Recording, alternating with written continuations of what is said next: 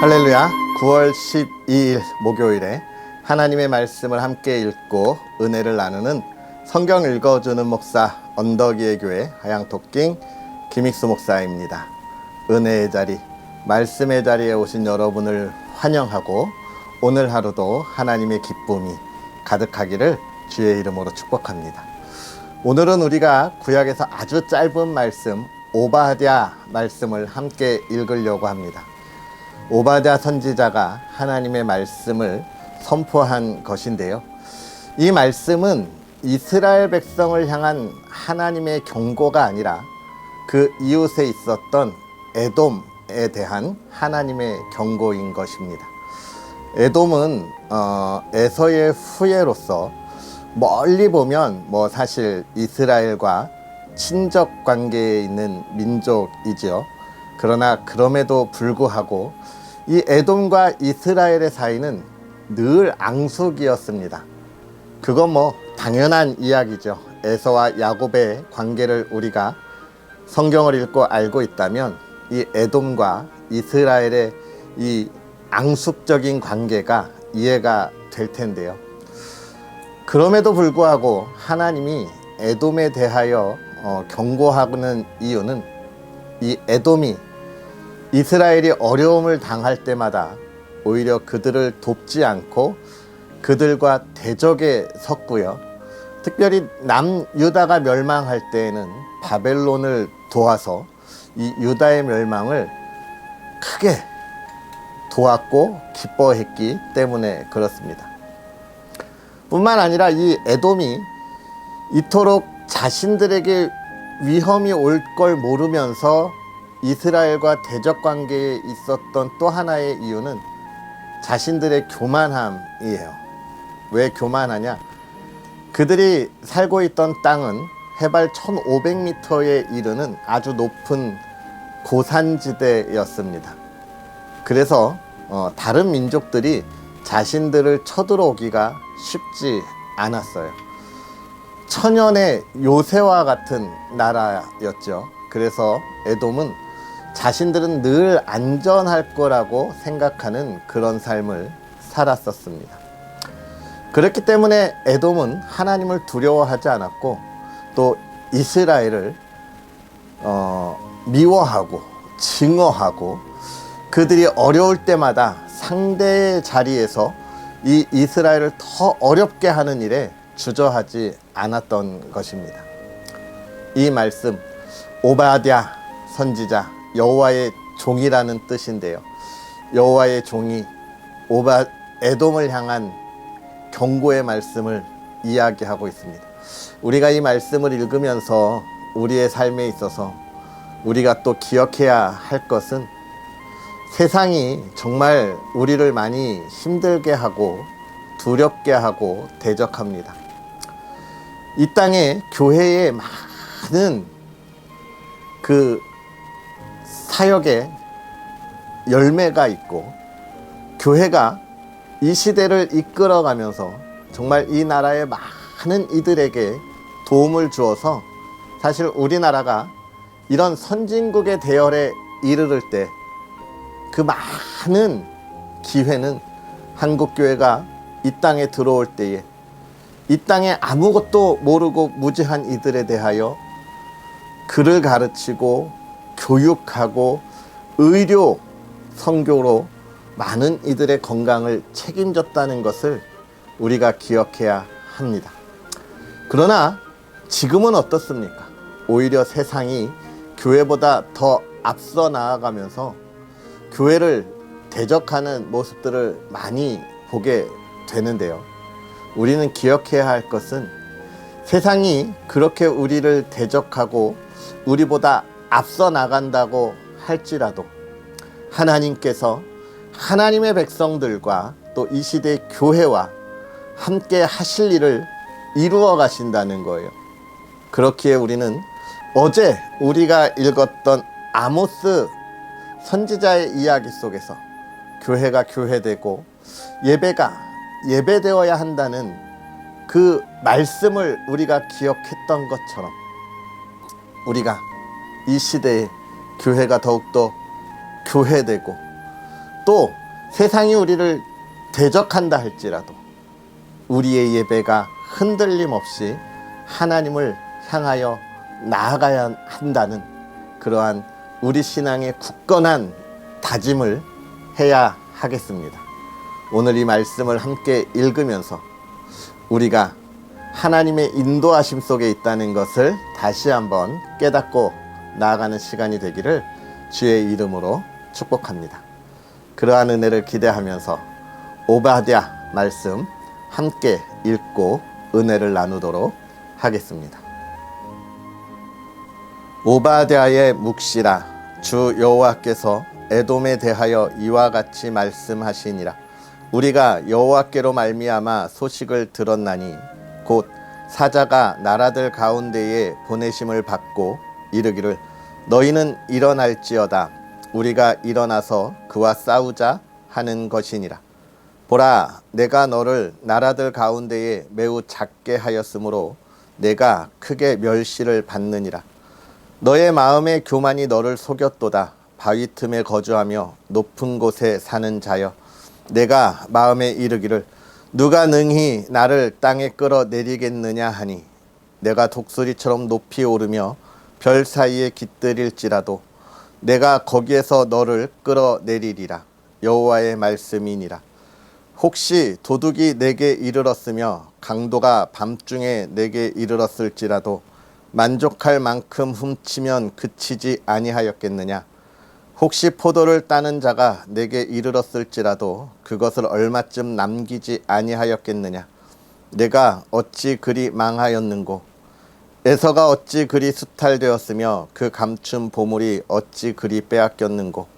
너와 약조한 모든 자들이 다 너를 쫓아 변경에 이르게 하며 너와 화목하던 자들이 너를 속여 이기며 내 먹을 것을 먹는 자들이 내 아래에 함정을 파니 내 마음에 지각이 없음이로다. 여호와의 말씀이니라. 그 날에 내가 에돔에서 지혜 있는 자를 멸하며 에서의 산에서 지각 있는 자를 멸하지 아니하겠느냐. 드마나 내 용사들이 놀랄 것이라. 이로 말미암아 에서의 산에 있는 사람은 다 죽임을 당하여 멸절되리라. 내가 내 형제 야곱에게 행한 포악으로 말미암아 부끄러움을 당하고 영원히 멸절되리라. 내가 멀리 섰던 날 곧 이방인이 그의 재물을 빼앗아가며 외국인이 그의 성문에 들어가서 예루살렘을 얻기 위하여 제비 뽑던 날에 너도 그들 중 한 사람 같았느니라. 내가 형제의 날 곧 그 재앙의 날에 방광할 것이 아니며 유다 자손이 패망하는 날에 기뻐할 것이 아니며 그 고난의 날에 내가 입을 크게 벌릴 것이 아니며 내 백성이 환난을 당하는 날에 내가 그 성문에 들어가지 않을 것이며 환난을 당하는 날에 내가 그 고난을 방관하지 않을 것이며 환난을 당하는 날에 내가 그 재물에 손을 대지 않을 것이며 내 거리에 서서 그 도망하는 자를 막지 않을 것이며 고난의 날에 그 남은 자를 원수에게 넘기지 않을 것이니라. 여호와께서 만국을 벌할 날이 가까웠나니 내가 행한 대로 너도 받을 것인즉 내가 행한 것이 내 머리로 돌아갈 것이라. 너희가 내 성산에서 마신 것 같이 만국인이 항상 마시리니 곧 마시고 삼켜서 본래 없던 것 같이 되리라. 오직 시온 산에서 피할 자가 있으리니 그 산이 거룩할 것이요 야곱 족속은 자기 기업을 누릴 것이며 야곱 족속은 불이 될 것이며 요셉 족속은 불꽃이 될 것이요 에서 족속은 지푸라기가 될 것이라. 그들이 그들 위에 붙어서 그들을 불사를 것인즉 에서 족속에 남은 자가 없으리니 여호와께서 말씀하셨음이라. 그들이 네겝과 에서의 산과 평지와 블레셋을 얻을 것이요 또 그들이 에브라임의 들과 사마리아의 들을 얻을 것이며 베냐민은 길리앗을 얻을 것이며 사로잡혔던 이스라엘의 많은 자손은 가나안 사람에게 속한 이 땅을 사르밧까지 얻을 것이며 예루살렘에서 사로잡혔던 자들 곧 스바랏에 있는 자들은 네겝의 성읍들을 얻을 것이니라. 구원받은 자들이 시온산에 올라와서 에서의 산을 심판하리니 나라가 여호와께 속하리라. 아멘. 할렐루야. 하나님의 크신 은혜가 오늘도 저와 여러분에게 가득하기를 간절히 소망합니다. 오늘 우리가 읽은 이 오바댜의 말씀, 매우 작은 말씀이지요. 그러나 아주 강력한 이야기를 가지고 있습니다. 그것은 무엇입니까? 하나님께서 사랑하는 민족 이스라엘 백성의 그 고난을 기억하신다는 것이 첫 번째고요. 또 한 가지는 그 아픔을 주었던 에돔에 대하여 심판하신다는 이야기를 하고 있습니다. 아마도 이 에돔은 남유다가 멸망하고 난 이후까지도 있었던 나라, 민족인 것 같아요. 그죠? 그렇기 때문에 유다가 멸망할 때에 너가 기뻐하면 안 됐다라는 그 하나님의 경고 메시지가 있는 것입니다. 이 말은 우리가 좀 깊이 있게 생각해 봐야 할 이야기죠. 먼저 에돔은 아까 제가 서두에도 말씀을 드렸지만 아주 정복하기가 어려운 땅이고 민족이었습니다. 아주 높은 고산지대에 있었기 때문이고, 이 고산지대에 있었다는 것은 밑에서 이들을 정복하기가 쉽지 않았다는 것이죠.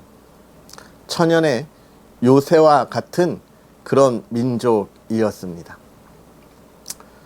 그러나 그 민족은 자신들이 가지고 있는 이 천연의 요새, 안전할 거라고 생각하는 그 요새에 있었기에 그들은 교만했고 하나님께서 그들을 징계하시고 심판하시는 거예요. 아까도 말씀드렸지만 이 시대는 정말 많은 발전을 이루고 있습니다. 돈, 물질, 권력, 명예면 안 되는 것이 없다고 생각하는 그런 시대에 우리가 살아가고 있어요. 명예와 권력과 물질이 있으면 결단코 어려움을 당하지 않을 것이라 생각하고 있습니다. 그래서 많은 물질을 가지고 있는 이들의 삶을 보면 어떻습니까? 참 교만하죠. 어떻게 사람이 저렇게 살 수 있을까라고 하는 소식들을 우리가 인터넷과 뉴스로 많이 접하게 됩니다. 왜 그러냐면 세상의 기준이 그렇습니다. 세상의 기준이 다른 이들보다 더 많이 가지고 있고 더 높이 올라가 있으면 대우해주고 따라주고 존중해주는 시대가 이 세상의 시대이기 때문에 그렇습니다. 사람과 사람 사이의 관계가 아니에요. 사람과 사람의 이 하나님이 부여해 주신 그 존귀한 영적인 그런 하나님의 창조자로서 서로 존중해 주어야 하는데 그렇지 못하다는 겁니다. 세상이 참 그래서 더 많은 것을 가지려고 발버둥치는 그런 삶을 살아가고 시간이 흐르고 있어요. 또 한 가지는 그런 것을 가지고 있을 때 안전하다 생각하는 거예요. 그래서 그것을 더 많이 가지려고 하고 남이 가진 것을 빼앗으려고 하는 것이죠. 구약에 계속되는 이야기입니다. 이스라엘이 멸망하는 이야기, 그들이 하나님을 떠났지만 하나님을 떠난 이유가 무엇이냐라고 할 때 그들의 욕망, 그들이 가지고 있는 그 명예, 권력에 관한 것이 떠나지 않는 것처럼 세상은 늘 그렇게 살아가고 있는 거예요. 문제는 무엇이냐면 그것이 영원하지 않다는 겁니다. 우리의 생명을 영원히 연장시키지 못한다는 거예요. 이 세상의 모든 것이 끝이 있고 빼앗기고 놓치는 그런 시간의 흐름이라는 겁니다. 우리가 우리의 생명이 다할 때 자기가 가지고 있던 것을 붙잡고 가는 이가 하나도 없다는 것을 기억해야 해요. 그러나 세상은 그것을 기억하지 못하고 오히려 자신들이 가진 것을 가지고 더 크게 위세를 부리려고 합니다. 이건 과학이 발전하고 또 문화가 발전하고 또 풍부한 그러한 삶의 질이 올라갈수록 더욱더 심해집니다. 1900년대 초반에 19세기에 산업혁명이 일어나면서 영국이 정말 많은 발전이 있었습니다. 온 세계가 발전했습니다. 농업 중심의 나라들이 이제는 공업 중심의 나라들로 바뀌면서 가족과 가족이 있던 이런 시대가 다 도시로 가면서 작은 가족들이 모여 살게 되었죠. 그때에 많은 발전을 보면서 사람들은 열광했고요. 교만해지기 시작했습니다. 그런 교만의 끝이 어디까지 가느냐? 우리가 하나님 없이도 살 수 있겠다라는 생각을 이 영국과 유럽이 하게 되는 거예요. 많은 성도들이 교회를 떠나가고 교회가 비었습니다. 그렇기 때문에 그때의 많은 설교자들은 무엇을 이야기했냐면 돌아오라, 하나님께 돌아오라, 하나님께 돌아오라 이렇게 외쳤어요. 그럴 수밖에 없는 시대가 되는 것이죠. 이게 우리가 가지고 있는 나약함인 거예요. 오늘날도 마찬가지입니다. 우리나라가 잘 살게 되니 이제 교회가 그동안 이 땅에 이 세상에 비추었던 빛, 그 밝은 빛이 거추장스러워지는 거예요. 그러니까 자꾸 어둠으로 도망칩니다. 더 가지려고 발버둥 치는 그런 시간들을 갖게 되는 거예요. 여기서 에돔이 그런 삶을 살았던 것을 우리가 확인할 수 있는 것이죠. 우리는 어떻습니까? 우리 그리스도인들은, 저와 여러분들은 어떻습니까? 세상의 물질에, 명예에, 권력에 우리는 어떻습니까? 자유롭습니까? 그렇지 못하고 내가 가진 것을 가질 때 교만해지고, 그 교만은 결국 하나님의 뜻대로 살아가야 하는 하나님의 나라를 이루어가는 것을 보지 못하는 거예요. 오히려 하나님의 나라가 이루어가는 것을 어떻게 하려고 합니까? 심판하려고 하고 무너뜨리려고 하는 거예요. 에돔이 그러한 자리까지 올라간 거예요. 하나님의 나라, 하나님의 백성들의 멸망을 보고 싶었던 겁니다. 시기와 질투 속에서. 지금 이 나라 이 땅에 많은 이들도 그런 하나님의 사람들을 향하여 시기와 질투의 시선을 보내고 있고요. 정말 교회가 예배하는 것을 많은 것으로 막으려고 노력하고 있습니다.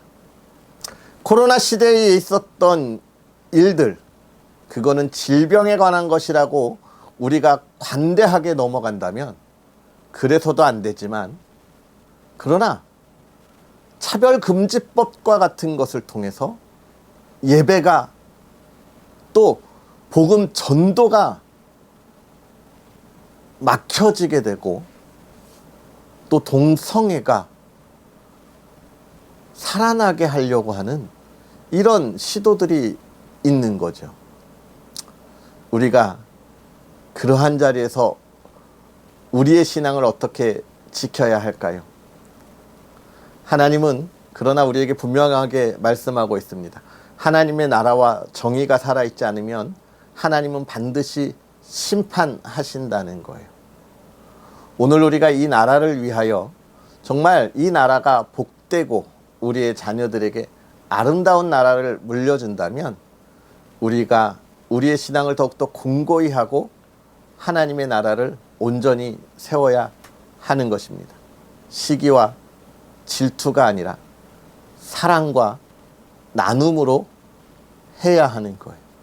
오늘 우리는 이 말씀을 보면서 그것을 기억할 수 있어야 합니다. 하나님께서 굳이 에돔에 대하여 찍어서 이야기하는 이유는 그렇게 하지 말아야 할 이들이 교만했기 때문인 거예요.